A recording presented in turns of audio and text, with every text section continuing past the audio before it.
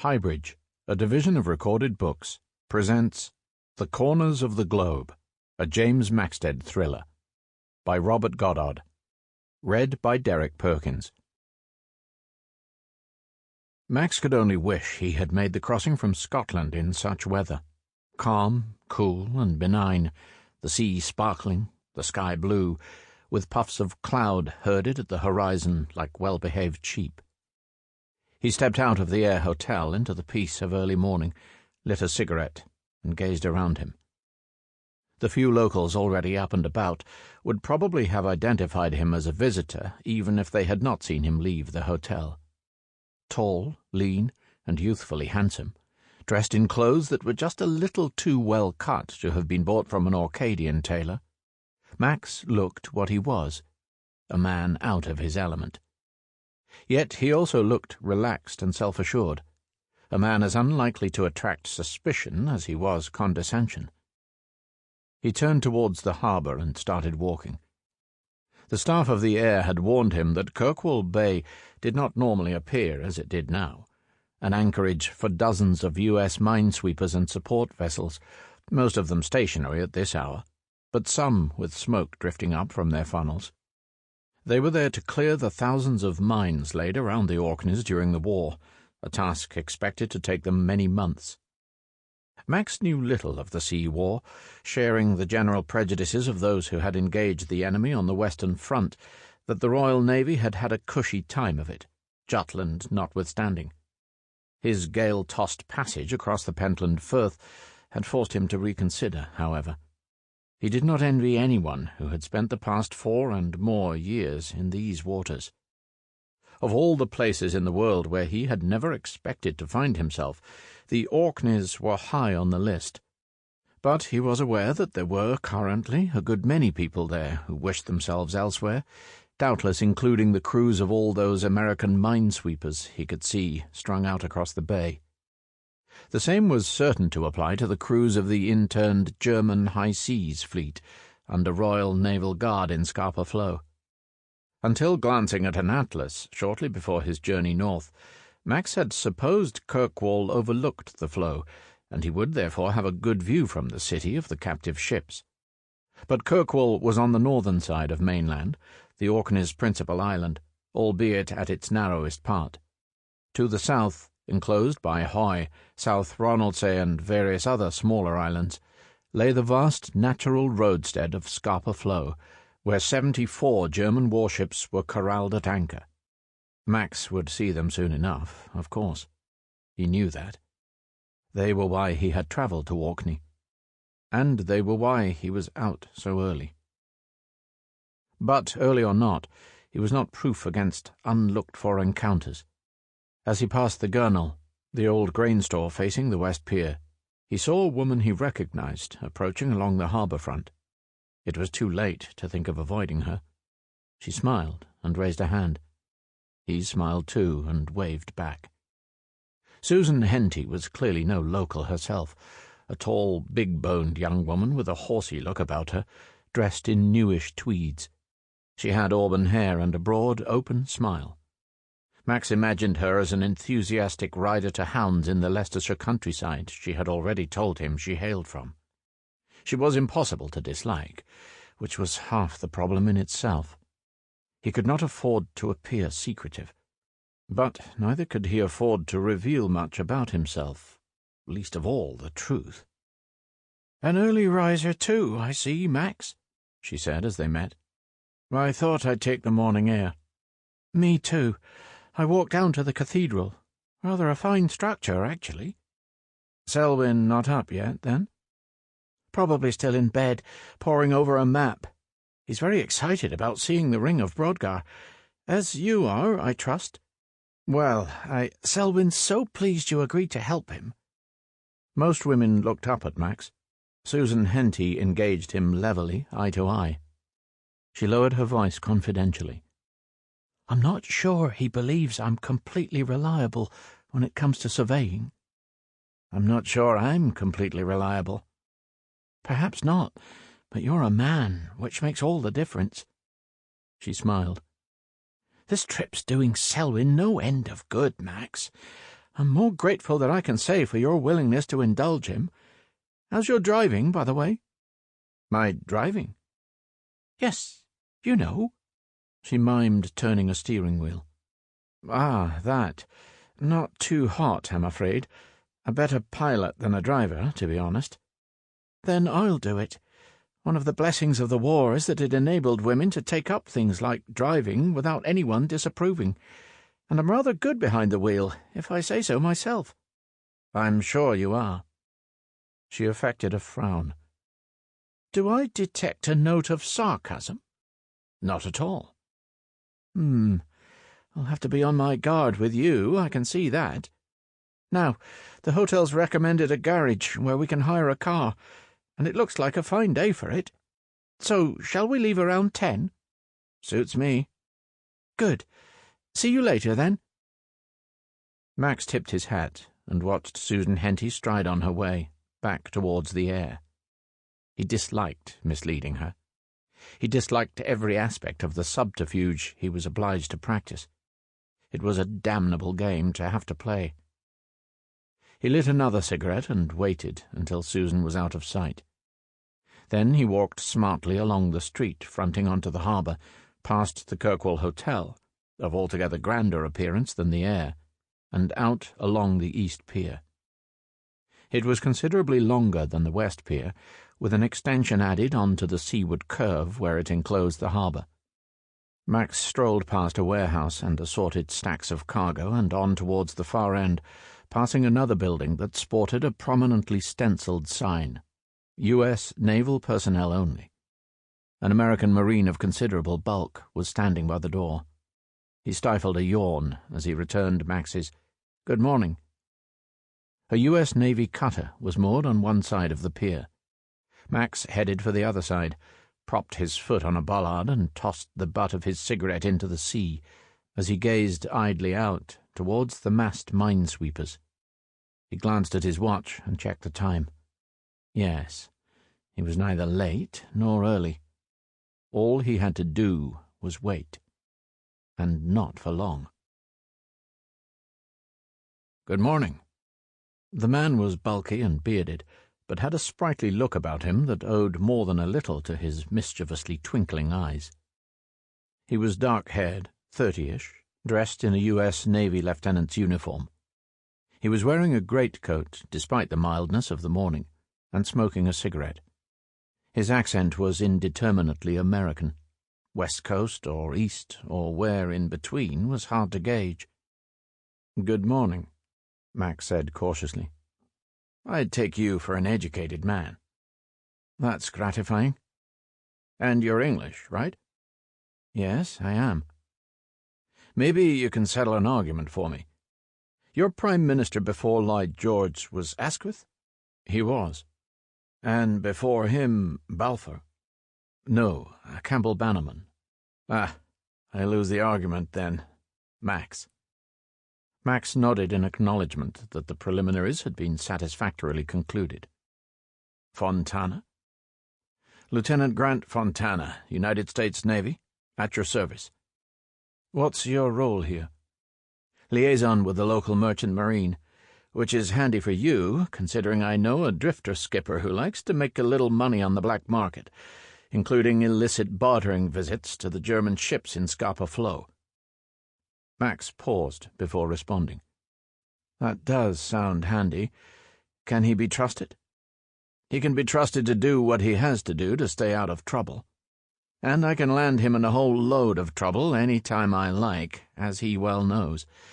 But on the subject of trust—" "Yes?" "Who was that woman you were talking to?" "Susan Henty. I met her and her brother on the ferry." "You met them?" Fontana suddenly seemed less friendly.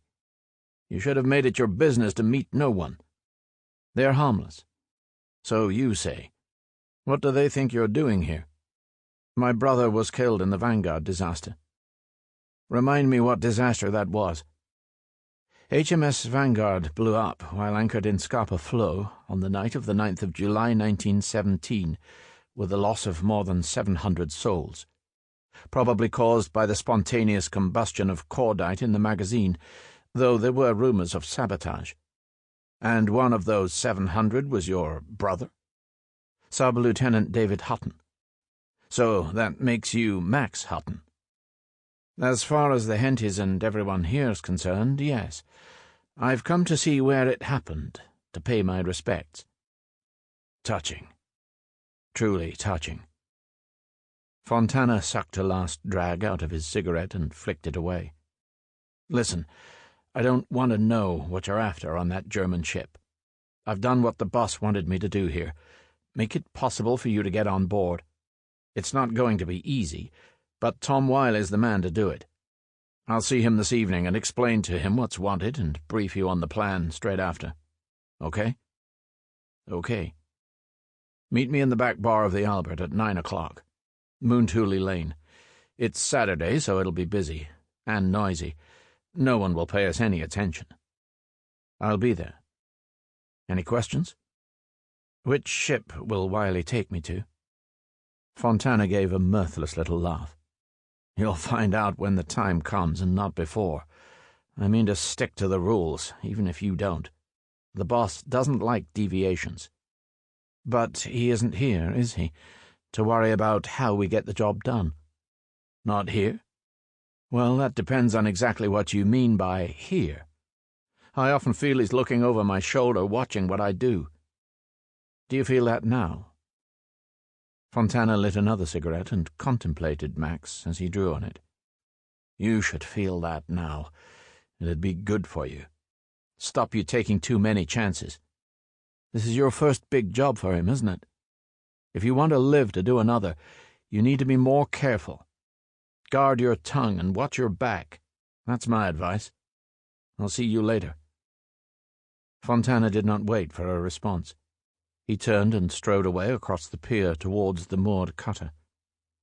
Max watched him from the corner of his eye as he started down a flight of steps to reach the craft. The cutter got under way and headed out across the bay towards the minesweepers. Then Max began a slow, measured amble back along the pier. The ferry from Aberdeen to Kirkwall had taken the weather as it found it. Foul, but no fouler than was often the case, according to a member of the crew who seemed to think Max was in need of reassurance, callow Londoner straight off the sleeper from King's Cross that he obviously was. Fresh air was the only cure for seasickness, Max knew, so he sat out the voyage on deck, with occasional descents to the saloon to warm himself by the stove. He was striding back and forth by the rail, muffled up and clapping his arms together, when the ferry docked at Wick to pick up more passengers. That was when he caught his first sight of the Hentys. There was something in their attitude to each other, as well as a slight facial similarity, that told him they were brother and sister rather than husband and wife. And the sister's anxiety about her brother was also apparent, even as they hurried along the pontoon to board. She watched his every step with a worried frown, as if he might fall or stumble, or simply collapse. The Hentys also shunned the saloon and fell into conversation with Max as the only other passenger who preferred the open deck. Selwyn Henty, big-boned like his sister, but with thinning hair and an altogether less robust appearance, confessed at once that claustrophobia rather than seasickness was the problem in his case. I did some tunneling in the war. Since then I don't seem to be able to tolerate sharing confined spaces with other people. The war had left other marks on Selwyn Henty, a gaze that never fixed itself on anything for longer than a few seconds, and a tremor of the hands that the motion of the ship disguised until it came to lighting a cigarette or taking a nip from his hip flask. He spoke with nervous rapidity as well, often jumbling his words. Jumbled or not, however, his eloquence on the subject of ancient megaliths was undeniable. He was seeking to put the finishing touches to a theory he had devised, a mathematical solution, he termed it, concerning the prehistoric stone monuments of Britain.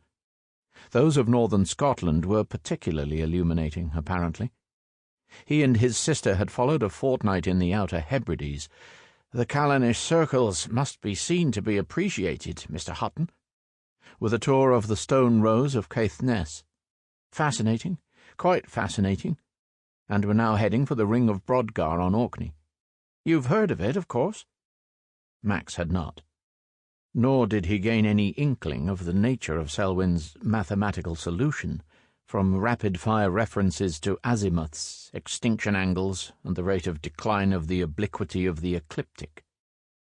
Susan Henty gave him a few sympathetic grimaces during her brother's disquisition, to which she added an apologetic explanation when Selwyn descended to the heads. "Selwyn's never told me much about his wartime experiences, Mr. Hutton, but they've taken their toll on him, as you can see. He wasn't always so intense. This research project is good for him, though. If he can see it through and publish his findings, I think he'll have been able to put some healing distance between himself and all the things that happened to him in France. Of course, he's lucky to be alive when so many of his comrades aren't, but his survival has come at a price." "At least he has you to help him through it," said Max. "I do what I can. And you? Is there anyone to help you through it?" "Oh, the RFC was a breeze compared with the army." "I don't believe that for a moment." "It was, I assure you.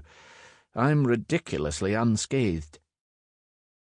The broad, confident smile Max gave Susan Henty then was much the same as the one he gave both her and Selwyn as they set out in the hired Humber from Kirkwall the following morning. He was a free agent until he met Fontana again that evening. There seemed no reason not to enjoy himself as best he could. Susan, however, proposed that they take an indirect route to Brodgar along the southern coastal road, so they could have a view of Scapa Flow and the interned German fleet, since this would also give them a view of the waters in which HMS Vanguard had been blown up in 1917, claiming the life of Sub-Lieutenant David Hutton among hundreds of others. Max was in no position to object. He prepared himself to appear moved by a first sight of the place where his supposed brother had died, and was dismayed, when the time came, by how shamelessly he performed the role. The flow itself was a bowl of blue sea, enclosed by the mountainous bulk of Hoy and a string of smaller, lower-lying islands. Dotted across it were the grey, recumbent warships of the German High Seas fleet. They stopped to view the scene from the hill above Houghton, where a neatly circular bay was ringed by the jetties, slipways, workshops, and hangars of a seaplane base. A seaplane was taking off as they arrived. Watching it, Max experienced a pang of nostalgia for the days when he had flown virtually daily.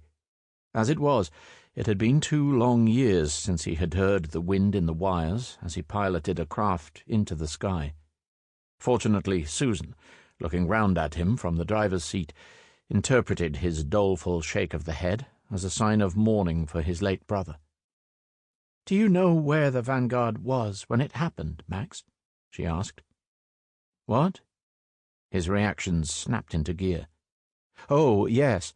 She was anchored off Flotta. There." He pointed to what he judged was the correct island. "It happened at night. There was no warning." "You can be glad of that small mercy," said Selwyn. "At least your brother didn't know he was about to die." Whether Susan sensed the same meaning as Max did in Selwyn's words, that he had felt certain he was about to die on numerous occasions, was hard to tell. "There's that, yes," Max acknowledged. "Was his body recovered?" "No. It seemed safest to deny there was a grave to visit. But there's a memorial to all the victims at the Naval Cemetery on Hoy. I plan to go and see it." "A frightful thing," said Susan. "The death of so many in an instant." "When did you hear of it?" asked Selwyn. "You said you were a prisoner of war by then." The camp commandant passed on the news. He added his condolences. "He did?" They were good about things like that. Max recalled as much from the manner in which other prisoners had received such tidings. The tactics of misrepresentation were beginning to become instinctive, he realized. "Perhaps you think we're being too hard on them now we've won?"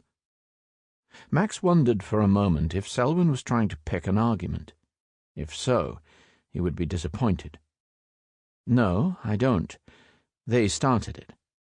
"Yes, and let's not forget it." "Well, "Perhaps we could forget it for the rest of the day," Susan suggested, her voice tightening slightly. Selwyn had little choice but to agree. "You're right, of course. Prehistory awaits us. Drive on, sis." The ring of Brodgar stood on a hill halfway along an isthmus of land separating Lochs Stennis and Harray. Only 36 of the original 60 stones remained, according to Selwyn, but he reckoned that was enough for his purposes. The site was breathtakingly lovely, with or without the monument. Spring flowers were scattered richly across the turf. The blue waters of the lochs mirrored the sky above. The air was cool and fragrant. But Selwyn had no interest in the scenery. Ropes, ranging rods, and a theodolite were unloaded, and the survey work began. Max threw himself into the task, which consisted of measuring as precisely as they could the distances between the stones, their relative heights, and the diameter of the circle they formed. Or was it a circle? Selwyn revealed during a break back in the car for sandwiches and tea from a thermos that the ring might actually be an eclipse. "The elliptical form lends itself more readily to the creation of Pythagorean triangles, you see," he explained, though naturally Max did not see. "The people who built this were familiar with Pythagoras?" "No, they predate him. That's the wonder of it." "But we'll know more when I analyze the data." With that, Selwyn was off, theodolite under arm, striding back towards the stones. "He doesn't have the patience to explain it properly," Susan sighed. "But it's all there in his head, and you've been such a sport. It goes much better with 3. "What does he think this circle, or ellipse, was for?" "Observation of the sun and moon, for the determination of solstices and the prediction of eclipses. He's detected precise alignments for just those purposes at all the sites we've been to." "But building this in its original form must have been a massive undertaking. Think of the man-hours involved in quarrying and transporting the stones, let alone erecting them. It seems incredible."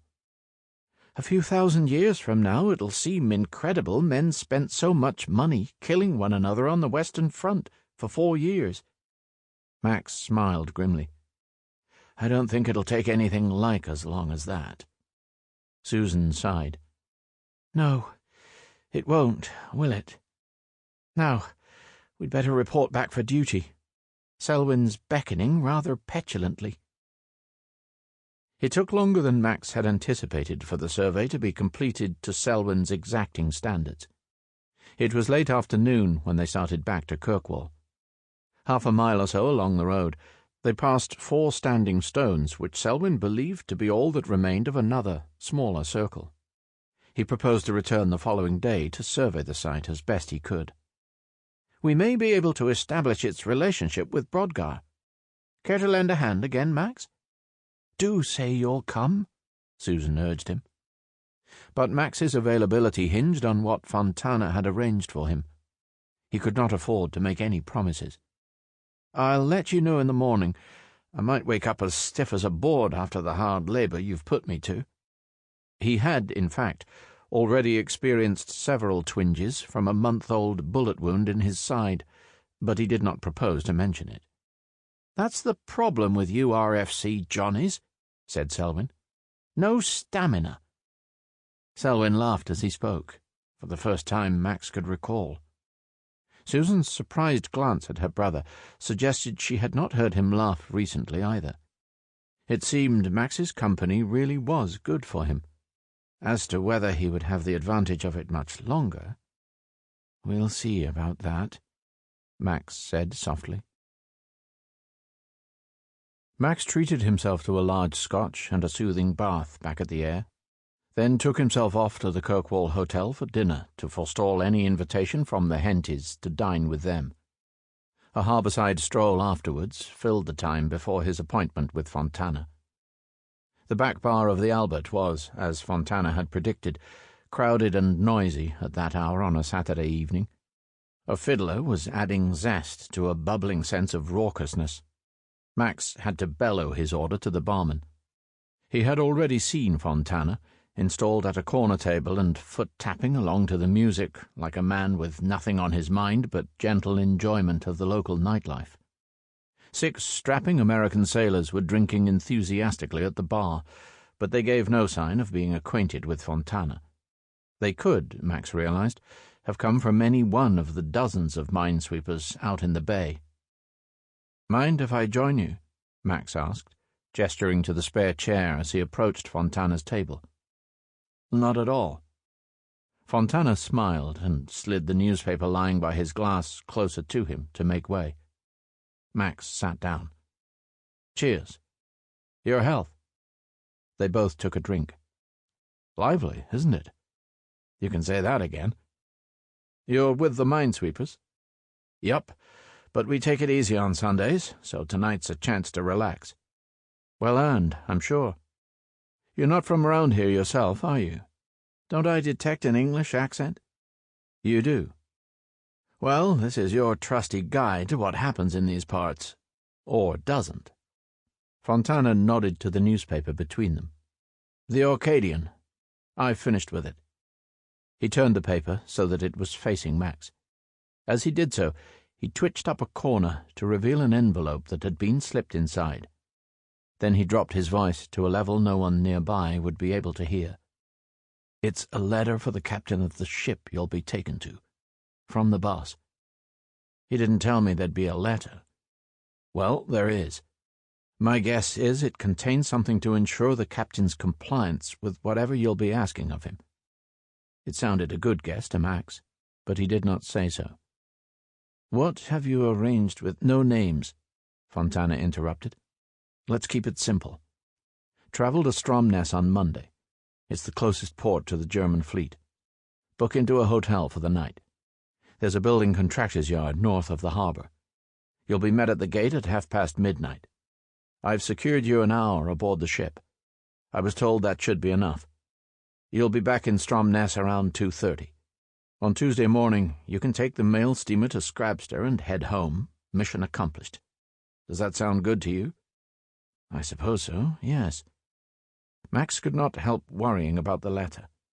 It was the first intimation he had had that Commander Schmidt might not be eager to cooperate.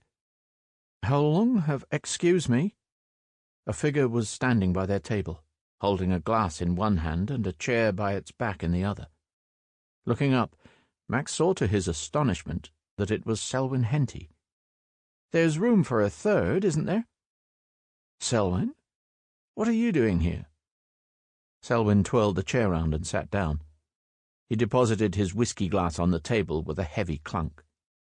Max's initial impression was that he was more than a little drunk, although his words were not in the least slurred. He extended a hand towards Fontana. "Good evening. My name's Selwyn Henty. Has Max mentioned me to you?" "No," said Fontana warily. "But we've only just met." "Is that so? Well, now I'm pleased to meet you." Fontana was more or less obliged to shake Selwyn's hand. "And you are?" "Lieutenant Grant Fontana, United States Navy." "A long way from home?" "Quite some way, yeah." "Like me and Max. We're all strangers here." "I wouldn't have thought this was your kind of place, Selwyn," said Max, hoping, though not necessarily believing, that Selwyn's presence in the Albert was just an unfortunate coincidence. "It isn't. I only came here because you did." "Are you saying you followed me?" "Yes." Selwyn grinned blithely, and Max saw Fontana's face cloud with anger. "Don't reproach yourself. I did a good many wrecking missions behind enemy lines in the war. I'm no slouch when it comes to seeing without being seen." "Why would you want to follow him?" Fontana asked, assembling a pseudo-genial smile of his own. "Let's not be coy, gentlemen.